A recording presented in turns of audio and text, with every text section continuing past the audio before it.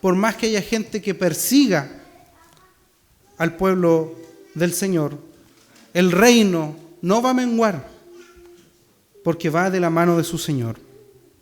Dios siempre preservará un remanente fiel dentro de su pacto, siempre, tal cual como lo señala Isaías 10.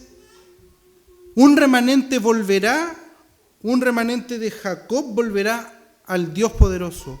Pues aunque tu pueblo, oh Israel, sea como la arena del mar, solo un remanente de él volverá. Y a veces causa mucha pena esto, y lo vemos en nuestras realidades, porque veremos durante toda nuestra vida cristiana pasar a muchas personas por la iglesia. Pero son pocos los que perseveran y permanecen. Son pocos los que son traídos del exilio y permanecer en el pueblo del pacto. Porque estar en el pueblo del pacto no se trata de emociones, se trata de un llamamiento celestial.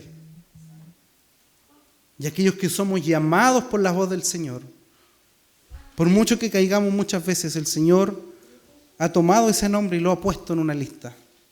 Y somos llamados al servicio del Señor. Y es a ese llamado el que nosotros debemos obedecer. En este pasaje de Esdras vemos claramente una conexión con la obra de Cristo en la iglesia. Esa obra que sucedería cuando Cristo vendría más adelante. En Romanos 11:5, Pablo escribe y dice: y de la misma manera también en el tiempo presente, un remanente conforme a la elección de la gracia de Dios ha quedado.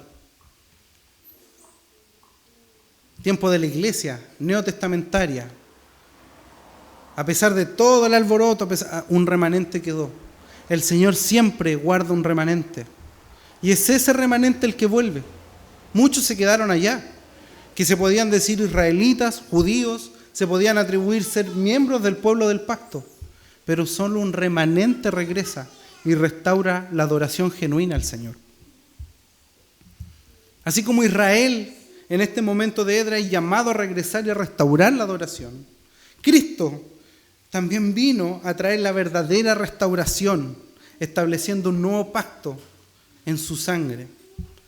Cuando compartimos el pan y el vino aquí en la Santa Cena, recordarán que el pastor que preside cada Santa Cena nos recuerda cuando Cristo dijo: esta es la copa de mi sangre, del nuevo pacto que es derramada por ustedes. Este es el pueblo del pacto. Este es un remanente fiel que debe cumplir la misión y el llamado del Señor. Ese llamado a los que están allá afuera, que no conocen a Cristo, de decirles: sabes que hay un Salvador que te ama, que dio su vida por ti, que te va a perdonar tus pecados, que ha pagado por ellos, están pagados completamente. Ese es el trabajo de la iglesia. Si somos críticos, el trabajo de la iglesia no es levantar y levantar edificios y hacer departamentos. La misión de la iglesia es predicar de Cristo a aquellos que no le conocen. Es eso lo que hace el remanente fiel. Restaura una adoración sencilla pero verdadera. No una adoración a los Hillsong, saltando, brincando, con luces, con escenarios, con gritos, con un salta para Cristo. No somos llamados a eso. Somos llamados a dar una adoración reverente a través de los conductos reverentes, como veremos en este sermón. No como nosotros pensamos que debemos adorar, sino como el Dios Santo ha dicho en su palabra que debemos adorarle. Porque en la liturgia que nosotros buscamos no es algo que nos agrade a nosotros. Este remanente fue traído a restaurar una liturgia correcta, como Dios la demanda, no al gusto del consumidor. Porque la iglesia no es una empresa, porque la iglesia no es un negocio. Es un pueblo, una nación santa, apartada, separada, consagrada para el servicio al Señor. Sí, el que está en la banca, el que es el líder de un departamento, el que está en un oficio. Todos somos llamados a vivir como una nación santa.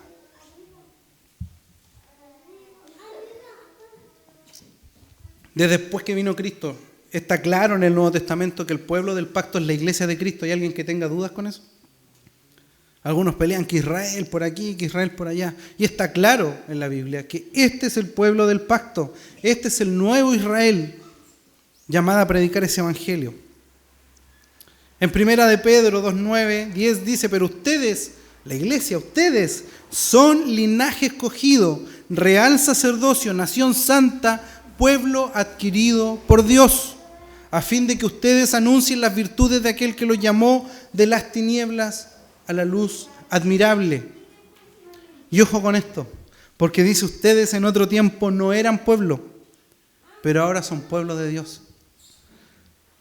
Ustedes no habían recibido misericordia, pero ahora nosotros, ustedes, el pueblo de Dios, hemos recibido misericordia. Somos el pueblo del pacto. Y esto nos lleva al segundo punto, donde Dios provee ministros y servidores. Y vemos como del 15 al 20, ¿cierto? Esdras 8 relata algo muy curioso que pasó dentro de los que regresaron en este grupo junto con Esdras. Encontramos que estaban acampando en el río Ahava, si es que se nombra así, Ahava o Ahava. Esdras analiza al pueblo, empieza a contar, a ver cuántos vienen, quiénes están aquí, de qué familias son, y se da cuenta de que faltaba una familia muy importante dentro de los israelitas, que eran los levitas. Recordemos que Esdras era sacerdote y escriba, ¿cierto? Y los sacerdotes también son de la tribu de Leví, pero la diferencia con los demás es que los sacerdotes solo derivan de la familia de Aarón. Dentro de la tribu de Leví estaba Aarón, y todos los hijos de Aarón son llamados al sacerdocio en el Antiguo Testamento. El resto de la tribu de Leví eran levitas que servían en el templo, ayudaban a los sacerdotes en los sacrificios, enseñaban la ley al pueblo, tenían un don de enseñanza y de servicio. Pero ellos no podían entrar ni al lugar santo ni al santísimo como los sacerdotes, ¿cierto? Los sacerdotes al lugar santo y el sumo sacerdote al lugar santísimo. Y estos levitas eran importantes, eran los porteros del templo, eran los del coro, eran los que cantaban, estaban a cargo de todo lo que fuera alrededor en adoración a lo que hacían los sacerdotes.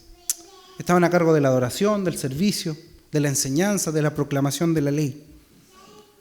Un ministerio importante, vemos sacerdotes y levitas, dos funciones distintas. La de los sacerdotes intercediendo por el pueblo delante del Señor en el altar. La de los levitas una labor de docencia y también de servicio continuo en el templo. Oficios. En este texto podemos ver cuán importantes son los elementos que se restauran a través de estos oficios. No había levitas y Esdras tiene que buscar hombres sabios que vayan a un pueblo que no se sabe dónde estaba y traiga levitas acá. Restaure estos levitas que eran necesarios para la adoración al templo. O sea, no era que no, con los puros sacerdotes estamos listos. Eran necesarios los levitas para cumplir esa misión. Entonces, ¿qué era necesario? ¿Por qué eran necesarios los levitas? Porque ellos iban a restaurar la adoración y la enseñanza de la ley, la labor de ellos. Y precisamente eran ellos los que no iban en el grupo. Acá hay comentaristas y estudiosos que dan una teoría del porqué, pero ellos ya llevaban años en el exilio, y esto es un dato curioso, y que nos debe hacer pensar a nosotros, a quienes son llamados a un oficio y a un ministerio. Quizás muchos de ellos, comentan los más eruditos, no regresaron porque sabían que por la plata que iban a volver, por el sueldo que se les iba a dar, no iba a ser lo mismo que estaban allá afuera, en otro lugar ya por años establecidos. Los judíos toda la vida fueron y han sido comerciantes. Y posiblemente ya muchos estaban bien posicionados en Babilonia. Y eran rápidos para los números, entonces se dieron cuenta que no era lo mismo ganar 2 millones que ganar 700. Mejor me quedo donde estoy, me olvido de que soy levita, no tengo que pasar rabias con nadie. Y eso nos debe hacer pensar. nuestras motivaciones para querer alcanzar un oficio. Más adelante veremos otros detalles. Eran importantes estos tres elementos: la adoración, el servicio a Dios y la enseñanza. Recuérdese de estos tres elementos. A esto volvía Esdras, porque había que restaurar la correcta adoración, el servicio a Dios y la enseñanza. La misma misión que tiene la iglesia hoy. La importancia de quienes ejercen esta tarea es primordial. Vemos que esto es importante en la vida del pueblo del pacto. Cuando Esdras envía líderes a este pueblo cercano, el Señor obviamente nos sorprende de nuevo. Y no solamente le provee levitas, una buena cantidad de levitas, sino que aquí Esdras nombra otra palabra y dice que además de los levitas, les provee los servidores del templo. No es lo mismo que los levitas. Dice que aparte de los levitas, regresa una cantidad de número mayor de servidores del pueblo. Los judíos conocían a estos servidores como los netinim. Son servidores del pueblo que no son oficiales.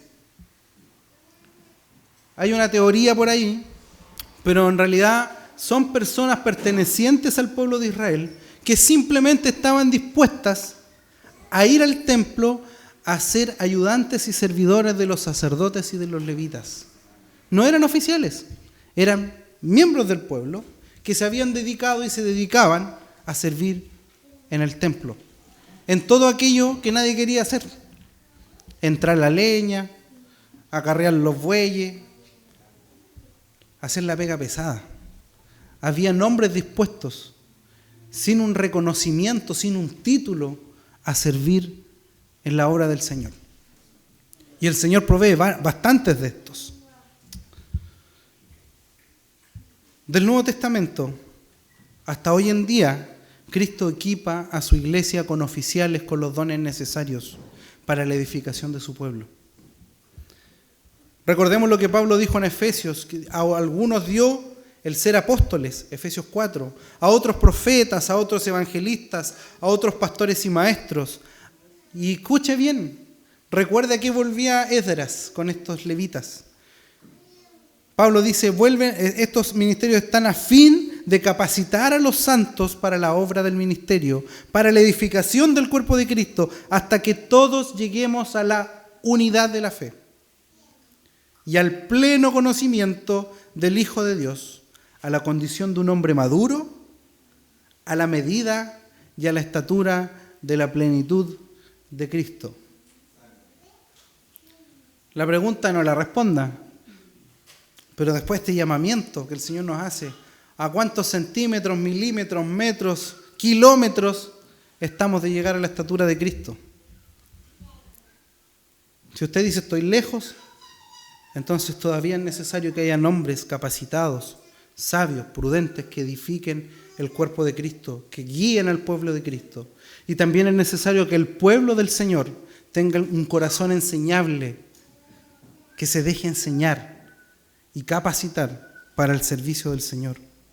Así como Esdras buscó levitas en nuestros tiempos, esta iglesia y cualquier iglesia cristiana debe orar, primeramente orar, y buscar obreros para la mies. En Mateo 9 dice que hay pocos, ¿cierto? Dice que la mies es, y los obreros siguen siendo pocos.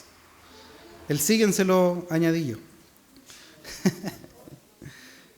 Vemos aquí como aún es necesario e importante la provisión soberana del Señor para los ministerios y oficios de la iglesia, para capacitar, para guiar, para enseñar y para cuidar a la iglesia del Señor. Los netinim, ojo, no eran menos importantes que los demás. No eran menos importantes que los sacerdotes y los levitas, que eran oficiales. Los netinim eran esenciales para que esos oficiales que tenían tareas específicas en el cuidado, pastoreo y enseñanza, pudieran dedicarse a eso. Mientras los netinim proveían de la ayuda necesaria, de esta logística necesaria del templo, para que aquellos que habían sido llamados a pastorear al pueblo pudieran hacerlo libremente. ¿Le suena parecido esto a cómo funciona nuestra iglesia? ¿Un poquito? Sigamos avanzando. Tercer punto. Ya me quedan 4 nomás. ¿No? Me quedan 2 nomás. Cristo, completo, restaurador y sumo sacerdote eterno. Tercer punto. Cristo, completo, restaurador y sumo sacerdote eterno. Esdras fue un líder fiel que guió el regreso de Israel a la adoración. Pero su liderazgo no es otra cosa que una prefigura y apuntaba a la obra completa que Cristo vendría a hacer por su pueblo. Cristo, es el verdadero restaurador. Es Cristo quien nos guía a la restauración espiritual definitiva mediante su obra consumada en la cruz. A través de su muerte y su resurrección, Cristo redime a su iglesia por completo, la restaura por completo. Él venció la muerte y el pecado y nos hace su pueblo, una nación santa, un reino de sacerdotes. La restauración del pueblo de Dios en el Antiguo Testamento prefigura la restauración final de todas las cosas que serían en Cristo. Esdras lideró una restauración física y espiritual limitada. Duró por muchos años. Pero ¿sabe qué? Esta restauración que lideró Cristo y lidera Cristo es eterna, es completa, es para siempre, es física y espiritual.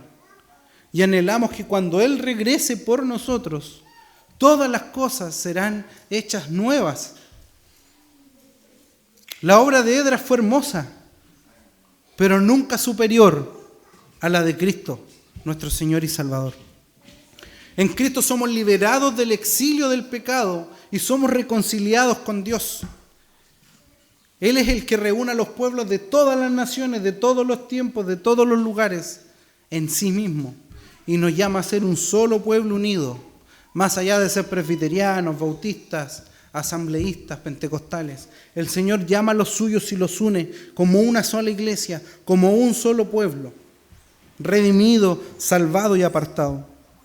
Mientras Esdras, por una parte, enseñó la ley, Cristo es el cumplimiento de la ley y es el mediador del nuevo pacto, como señala Mateo 5. En Esdras 8 vemos como una imagen de Dios junta a su pueblo para la misión. En el Nuevo Testamento, Cristo junta a su iglesia como un nuevo templo, solamente para la gloria del Señor. Cuarto y último punto, hermanos. Por otra parte, entendemos que debemos ver a nuestra iglesia como una iglesia del nuevo Israel, la cual es llamada a ser el pueblo de Dios y apartada para su servicio. Así como Esdras reunió al pueblo para la adoración y el servicio, Cristo hoy en día nos reúne a su iglesia para ejercer la enseñanza, la adoración y el servicio. La iglesia como un cuerpo de Cristo debe ser diligente, y póngame atención en esto, en cumplir la misión del Señor, y debe ser diligente en buscar y equipar oficiales, pastores, ancianos, diáconos para el servicio del Evangelio. Buscar, discernir y equipar a las personas aptas que cumplan estos oficios. Que busquen un cuidado desinteresado del pueblo del Señor. Un cuidado que sea por un llamado. La iglesia debe procurar ser diligente en preparar, pero también debe ser sabia, debe ser prudente y bíblica a la hora de elegir el liderazgo, de elegir a quienes ejercen el gobierno de la iglesia. Estamos a puertas de una asamblea. Y la iglesia no puede llegar y votar por un hermano. Es que el único que va, o van 3, hay 3 cupos, que salgan los 3. La iglesia debe ser bíblica. Si hay una persona que no cumple los requisitos bíblicos para ser oficial, es una alerta para la iglesia. Y no podemos votar porque sí o para llenar cupos. Si esa persona no cumple porque nosotros vemos a la persona, su testimonio, su forma de ser, entonces mejor vota en blanco. O vota nulo, pone una carita feliz. Pero votar por quienes no cumplen los requisitos es pecado. Y en nuestra denominación, quienes tienen la responsabilidad son los miembros de la iglesia, que están habilitados para votar. Si yo sé que aunque un hombre esté ahí no cumple, es eso lo que la iglesia debe aprender. A preparar líderes, a capacitar líderes y a elegir sabiamente a sus líderes. Porque es fácil elegir a alguien y después decir, no, hasta el final salió más malo, es más chanta. No era para presbítero, no era para diácono, no era para pastor. Y se nos olvida que nosotros hicimos la rayita ahí para votar. No se trata de habilidades humanas, hermanos, de quién tiene el mejor discurso o de quién tiene más conocimiento. Eso acompaña a lo esencial. Es importante, sin duda. Pero se trata de elegir hombres piadosos que cumplan los requisitos bíblicos. ¿Se acuerda de algunos? Así cuando Esdras trae levitas al servicio, capacitados para esto, nosotros como iglesia somos llamados a traer personas correctas a esto. Timoteo 3, ¿lo recuerda? Los requisitos de un obispo y más abajo los del diácono. Hombres irreprochables, maridos de una sola mujer, sobrios. Y aquí me voy a detener en algo, hermanos. Dice sobrios, no dados al vino. No dice, no, que yo no me curo. Personas que no les llama la atención el vino. ¿Es pecado tomar vino? No. ¿Es pecado tomarse una cerveza? Si yo le digo que sí, estoy mintiendo. Era un ejemplo muy claro, hermanos. ¿Era pecado cortarse el pelo en el Antiguo Testamento? Para ciertas personas sí. No había nada mágico en cortarse el pelo. Pero estos nazareos, como lo era Sansón, hacían un voto para el Señor y no se podían cortar el pelo. Y adivine qué es lo que hizo Sansón. Le contó el secreto a la concubina y le cortaron el pelo. ¿Cuáles fueron las consecuencias de él? Entonces usted puede decir que no, si se salta uno da lo mismo, si un poquito no pasa nada. Pero aquellos que son llamados a oficiales, dice, no dado a la bebida, sobrios, prudentes, de conducta decorosa, hospitalarios, aptos para enseñar. No podemos descubrir después que el presbítero que elegimos, que el pastor que elegimos, no sabía enseñar. Porque es un requisito, es una advertencia bíblica. Apto para enseñar, no pendenciero, sino amable, no contencioso, no avaricioso. En otra versión dice no amante de ganancias deshonestas. Quienes lideran la iglesia, lo digo con mucho respeto, no le puede gustar esto. Si a usted le gusta la platita, no postule a oficial de la iglesia. Nunca. Porque posiblemente, si a usted le gusta la platita, se va a manchar las manos de alguna manera. Y la iglesia es responsable de ello. Porque la iglesia vota por sus oficiales. ¿Están ahí? Teniendo a sus hijos sujetos con toda dignidad. Y esto no se nos puede olvidar. Si hay personas que tienen hijos que viven en su casa y no se sujetan, no pueden ser oficiales de la iglesia. Que gobierne bien su casa, no que lo mande la señora. Y mucho esto causa risa. Pero se ve mucho oficial que es mandado por la señora. Y eso está mal. Que gobierne su casa. Porque si no gobierna bien su casa, ¿cómo entonces puede gobernar la iglesia de Cristo? Lo dije de memoria y en Reina Valera. no debe ser un recién convertido. No sea que se envanezca y caiga en la condenación en que cayó el diablo. ¿Cuál es esa? El orgullo. Debe gozar también de buena reputación de los de afuera de la iglesia para que no caiga en desacrédito y en los lazos del diablo.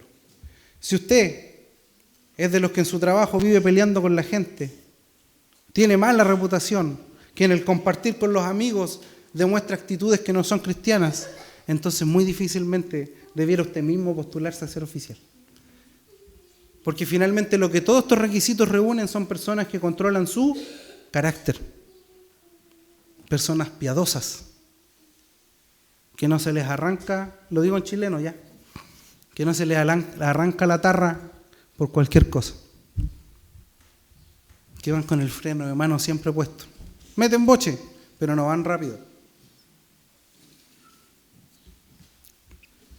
Debemos orar, porque la misión de la iglesia es proclamar el Evangelio de Cristo a todas las naciones, para restaurar espiritualmente a los perdidos. Y para eso se debe preparar sin cesar y tener miembros dispuestos a comprometerse con la misión del reino de los cielos. Como conclusión, hermanos, igual de repente puede soltar un amén, como para que yo no me sienta nervioso. El sermón de hoy, hermano, nos invita a recordar que Dios sigue llamando a su pueblo con una misión.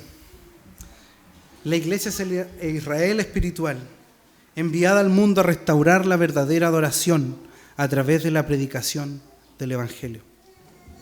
Debemos estar dispuestos a servir como los levitas y también como los netinim, a lo mejor sin un reconocimiento público, ¿cierto? Porque Dios nos está llamando en esta hora a comprometernos con su obra. Confiemos en que Dios sigue levantando obreros y equipando a su iglesia para cumplir la misión. Es Él quien llama, es Él quien capacita.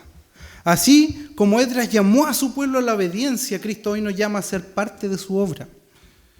¿Estamos dispuestos nosotros a responder ese llamado y a servir a la misión del Señor?